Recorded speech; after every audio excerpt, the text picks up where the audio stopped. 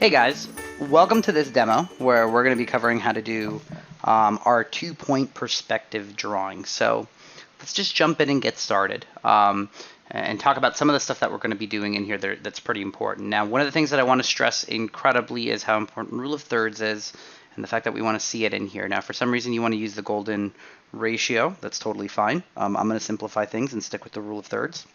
And I actually have a preset layer with it here. You can see I've drawn it in red. I held shift to kind of make the line straight. I did it in red. I brought down the opacity a bit, and I have it at the top of my layer stack. The next thing I did is I went in and I just built a quick horizon line. Again, held shift, drew it in with my Kyle's Drawing Box Happy HB brush that I've been using pretty regularly. And what I did with the horizon line actually is you'll notice that I didn't put it in the middle of the scene. I actually shifted it slightly lower. Now it's up to you if you guys want to do that. You can shift it higher if you want and put it in the higher part of the scene, giving you more ground space and less sky space, or vice versa. Pull it down if you want to have a lot of sky in your scene.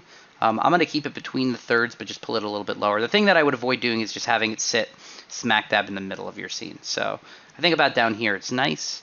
And then from here, I can start sort of building up where my vanishing points are going to be. So because we're doing 2-point perspective, we're going to have 2 vanishing points. So I'm going to make my vanishing points layer.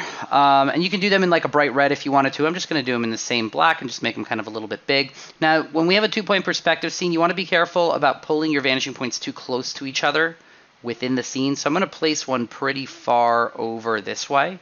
And then I'll probably put one just a little bit pulled in more, not quite at the third here, but just slightly over from it about there. So those are going to be my 2 vanishing points. And from here, I'm going to start building up the forms that I need to for this environment. So we want to keep this all nice and organized, right? So I'm going to start building up a group here called, this is going to be my forms group that we're going to start with. And then I want to have each of my forms kind of in their own individual groups within this. So let's start with, I'm going to make a new group in here and I'll put this layer within that group. And then we'll just call this my cubes. And if you prefer, you can also call it rectangular prisms if you want to be rectangular prisms. If you want to be really technical about the actual geometric forms that we're dealing with, irregular cubes is just fine, or cubes is okay as well. And then I'm just going to start with my initial cube rough layer, and I'll actually put this in its own layer itself called or its own group called cube 1. Cube 1, there we go. All right, so let's get started. Now the difference between 1-point perspective and 2-point perspective is with 2-point we're going to have basically essentially the sides, both sides of our cubes other than the top and the bottom are going to be going to these vanishing points, right? If we were looking at this cube from the top, right, it would look like a square just like it would from the front or the side, right? But essentially what is going to happen here, let me get a color out for this. This side of the cube and this side of the cube are going to go to one vanishing point. Let's say this guy over here, right? Then in turn, this side of the cube and this side of the cube are going to go to that vanishing point. That's kind of how it works. That's how it works with 2-point perspective. And then eventually, should we ever decide to do something with 3-point perspective, your vertical lines would go to that third vanishing point that would be above or below your scene. So with all of that said, I'm actually just going to make another cube rough layer in here, and we'll work off of that. So let's think about where sort of the angled side of the cube that's facing us is going to be. And I'm just going to place it. So we really want to think about rule of thirds and where we're placing certain things. So I'm going to have an interesting floating cube up in this third to start with. I'm going to have the angled line of it just offset from that third, right? This is basically the edge of the cube that's facing us. And now what's going to happen from here, if I want to try and freehand this as best I can, and you're going to want to draw from your shoulder quite a bit here, is this top edge and bottom edge of the cube here are going to recede back towards that vanishing point, right? Kind of like that. Super rough. Then on this side, this front-facing side here, these guys are going to recede towards this vanishing point. So same thing, intensely long lines. I'm using so much of my arm and my shoulder to make this work. That's the only way to really get nice straight lines when you're drawing this way. And then all I would have to do is decide where my vertical line is on this side of the cube, and then where the vertical line is on this side of the cube, right? And that pretty much determines how the rest of my cube is going to be built, because now that I have this point here, and I have this point here, and I might be slightly off. You could always clean this up after and make sure that it's 100% perfect. But now that I have those sides, what I can figure out is, one, that from this point here, this line is going to have to go towards the vanishing point over there. I know that for a fact because, again, remember we said this side of the cube is going to that vanishing point, so this back side here has to also go to that vanishing point, right? So the bottom side of that back side, which we're seeing here, would recede towards that vanishing point. I'm probably a little off there. Let's do it one more time. Control Z is your best friend here when you're trying to do this by hand. I will start building some of the forms later out of some of the more built lines and stuff, but I'm trying to stay loose and gestural right now because it's important to practice that as well. And then similarly, this side of the cube, right? You know how this side of the cube is going towards that vanishing point? Well, that back side here also needs to, which means this bottom side of that back side needs to go to that vanishing point as well, right? So let's make that line a little bit more accurate. Something about at that angle, give or take. And now I could come in and probably just darken that a little bit. Following these lines, kind of darken that a little bit. And I'm probably pretty close right there. I might be a little bit off, but that's the bottom side of my cube. You can see I have the sides that are facing me set up pretty well, and it looks like it's built pretty accurately in perspective. Now, if we want to check it, here's something that we can do. Let's turn this down a little, and now let's make a cube clean layer, right? And let's clean up these lines. Might not be a bad idea. So for the cube clean layer, I'm going to switch my brush to, remember that hard round that we were using before that doesn't have any pressure on it. And then I'm going to take the size of it down to about 5 pixels. I'm still going to use this gray that I've been using. But now I'm just going to hold shift right on that vanishing point, and then just kind of come up to this point here, and then go back down to that vanishing point. I'm going to come down vertically from here, holding shift to about right there. And then same sort of thing, just from this vanishing point here, I'm going to hold shift, go this way to that corner. Then we're going to come down here. And you can already see I'm a little off. To do this back side, I'm just going to hold shift with this brush, come down to here. I'm going to do the same thing on this front side. We're going to come down to here. And then we're just going to hold shift from that vanishing point, and then just go up to that point there. And then same thing on this side, hold shift from that vanishing point, and go up until there. And you can see I was pretty close. I was a little off, but it was nice to have the practice. Now in this cube clean layer, I can just come in and kind of sort of erase out all these parts I don't need. And if I wanted, I can draw in the backside. If you would like to draw in your form sort of in an X-ray mode, feel free to come in here and sort of build up the backside, kind of like we did in one point perspective, where you might make like a layer in here called cube clean back. Make it, again, sort of a lighter version of the gray that you're working with, so it falls back a little bit. And then just based off of what I see here, I know I can hold shift from here, go to that vanishing point. Same thing on this side, I hold shift from here, I go to that vanishing point. And then if I just go straight down from this spot here, it should end up lining up with that corner there. And then all we have to do is erase the parts of the lines that aren't making up the form of the cube. And now I've kind of made the X-ray backside of the cube as well. You don't need it, don't feel like you have to do it. You could definitely leave that off if you wanted, but if you wanted to, you could do that as well. So I have my cube 1. Let's actually take my cubes layer, and just like we did before, let's give it a color of sorts, or cube group, excuse me. Now let me make another group in here. And let me actually, before I go to do my second cube rectangular prism, I'm going to make one of my cylinders now. Because I'm thinking about my composition, and I don't want to determine all of my compositional elements initially based off of cubes. I want to vary it a little bit. So for one, I'm going to color my cylinder group like, let's go with a blue. I think that might have been what it was last time. It may not have been, and if it wasn't, that's okay. I'm going to make a new group in here. Actually, we'll call it cylinder 1. And then let's just put that layer 1 within that group. And We'll name that cylinder rough. And again, I'm still going to start by trying to make a sort of hand-drawn one. I think as artists, if you want to get good at drawing, I think it's a very important thing to practice this kind of stuff. So I definitely suggest doing so. I'm going to go back to my Happy HB to do so. And I'm going to place a cylinder. I want it to go across my horizon line here, right? And in fact, I'm probably going to use this lower third here to place it. And I want it to look like it's closer to us, right? So I'm going to place it a little bit lower in the scene here. That's where the bottom square of it would be, right? So let's actually, instead of doing it, let's build up the bottom of that cylinder a different way. Let's make our lines, our straight lines, and build it that way. So I'm going to make a long straight line layer, right? I'm going to rotate it slightly just so I have the pivot that I can use like we talked about earlier. And I'm going to hold Alt to duplicate that layer. If you ever want all these lines to end up in a group, you can make a group, like, right, call it lines.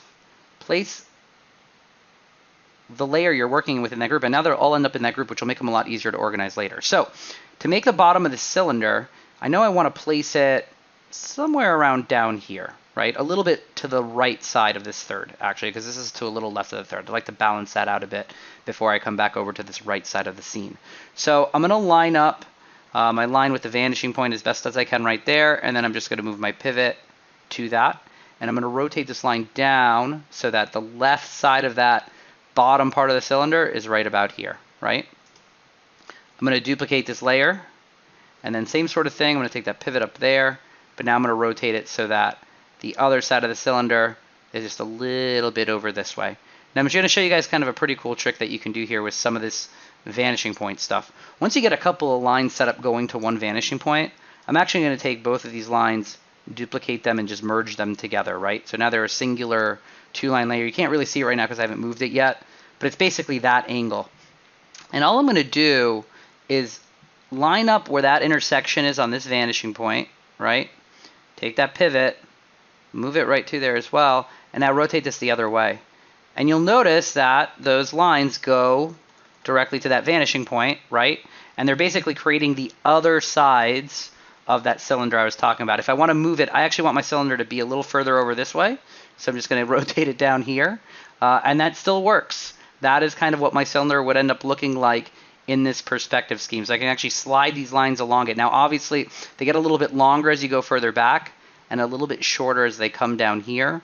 So really, if I wanted my cylinder to be a square, this line would have to be a little bit wider. But right about there, they're actually pretty good, and that's about where I wanted it anyway. So I'm going to hit Enter.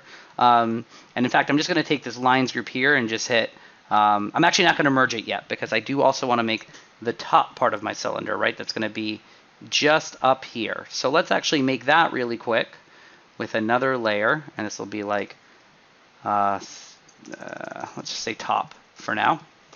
And to do this, I'm going to hold Shift, just make the vertical line, and I want my cylinder to go above my horizon line a little bit, just like that, right? So that when I get to figuring out what the square on this top side looks like, this line is going to kind of go this way. This line over here is going to kind of go that way, right? And that's going to be that top front side. And then the back side of the cylinder that comes straight up is going to do that. The back side of, well, this is the cube that the cylinder exists within, right? We're building the outside first, then we're going to build the cylinder, and then technically we would also want to build the back side of this, right? So from this point here and this point here, right, assuming this is the front sides of that cube, the back side of that cylinder, this line would go that way. This line here would, this is very tight, would kind of go that way. And this would almost be what the back side of our cylinder is. In fact, I should be able to hold Shift, and that's where the intersection point of them should be. So I'm a little off with my lines there. It's probably something more like that. More like that. And if you want to clean all of this up, again, we could always just sort of lighten it. We have our guide for where we need it now. Make a new layer. Switch over to our harder brush right here, that hard round.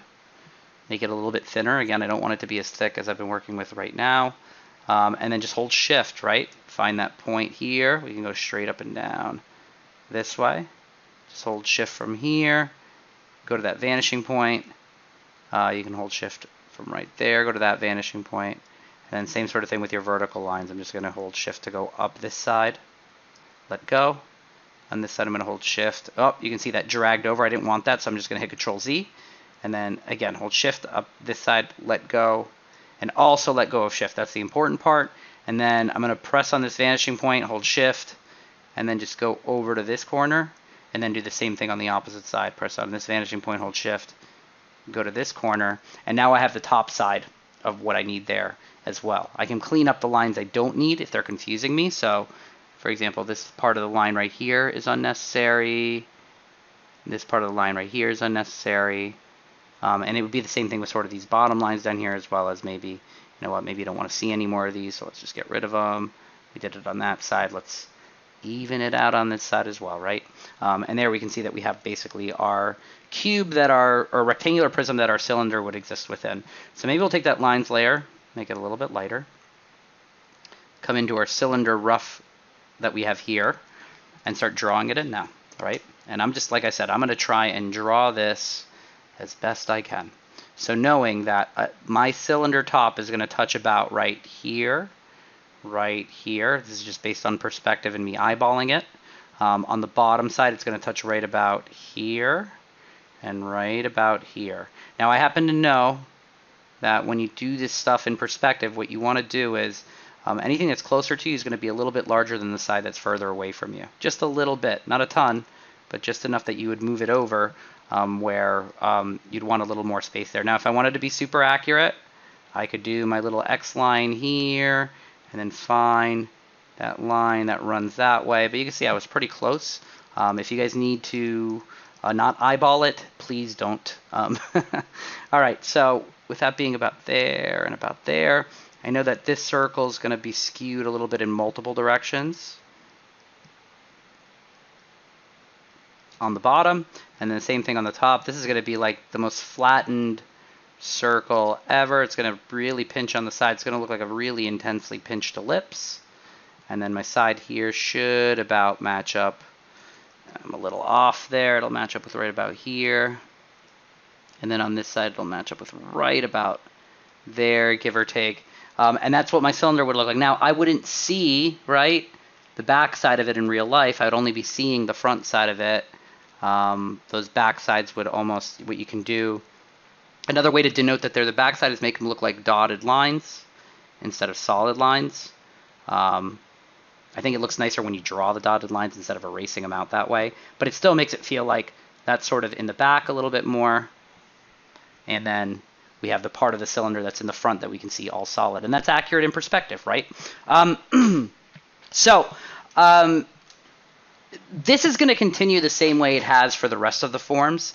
I don't want to spend quite as much time as I have redoing a second cylinder, redoing a second cube, because those are going to be very similar to this. I will just go through and create a pyramid just to show you guys how that'll work. And then finally, I will also create what's it called, a cone, just to show you guys how that would work as well. And then finally, we'll also place, and I keep on doing these in the singular, but I will put them in the plural because we're going to be doing the same sort of grouping structure, right? Cubes, cylinders, pyramids, cones.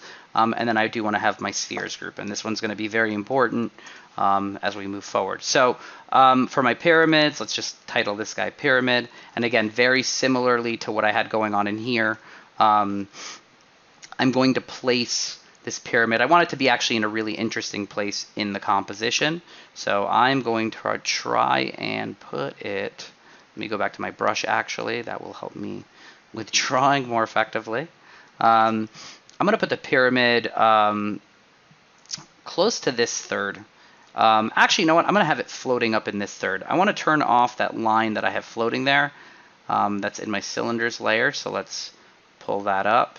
Cylinder, lines. It's right there. Let's turn that guy off. That's why it's nice to have things organized. And then in this pyramid layer, excuse me, I'm going to start drawing my pyramid. And like I said, I want it to be kind of up here in this floating third. Control D, there we go. Okay, so one side of the pyramid is going to come towards here, and I want the top of the pyramid to be like right about here. I want it to be really monolithic. That's about where the center is going to be, give or take. I'm kind of guessing at where this is going to end up. But I want one of the lines of the pyramid to kind of run that way.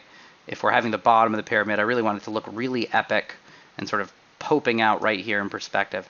And then the other side of the pyramid will probably be somewhere about, let me go a little lower with that, right there.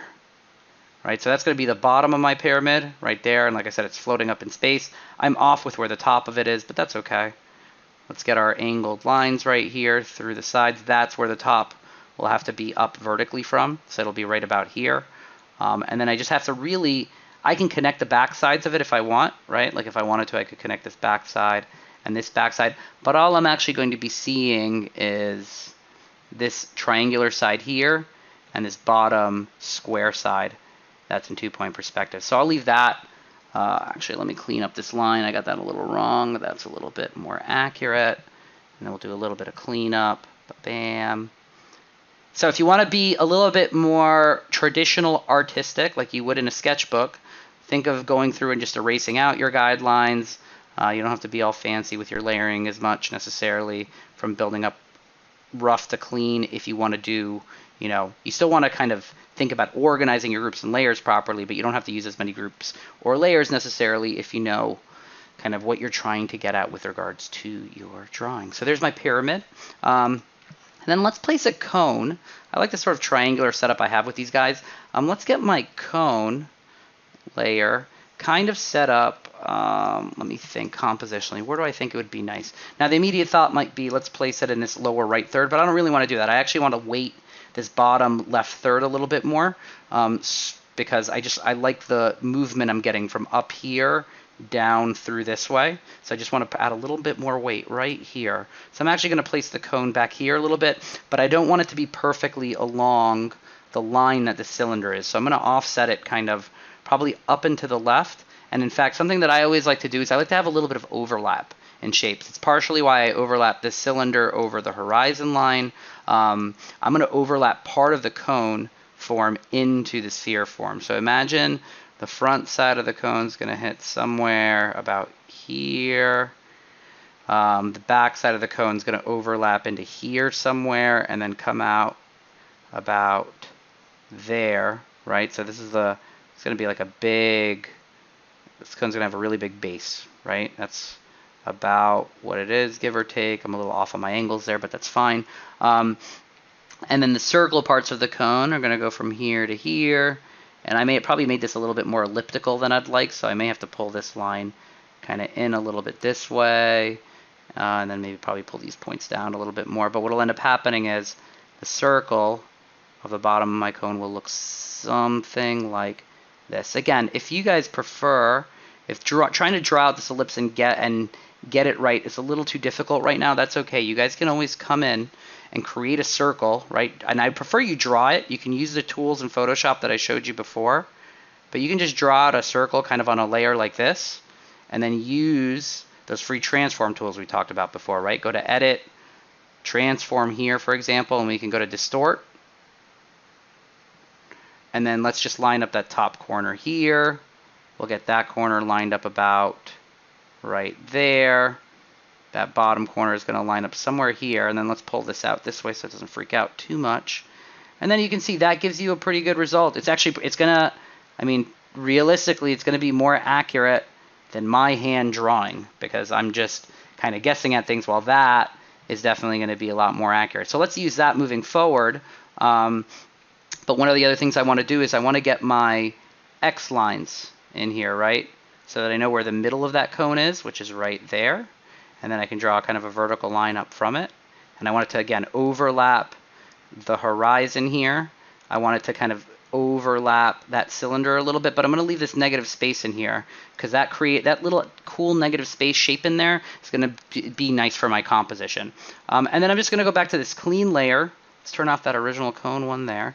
And then from this point here, we just need to make the straight line on this side. And then the straight line kind of coming down on that side. I'll erase out a little bit of that there. Again, this cone, we know it's behind that cylinder. So if we wanted to keep our layer orders accurate, we could also do this in order. Let's pull that down behind our cylinder. In fact, let's pull, the pyramid might be slightly behind the cylinder, I think, as well.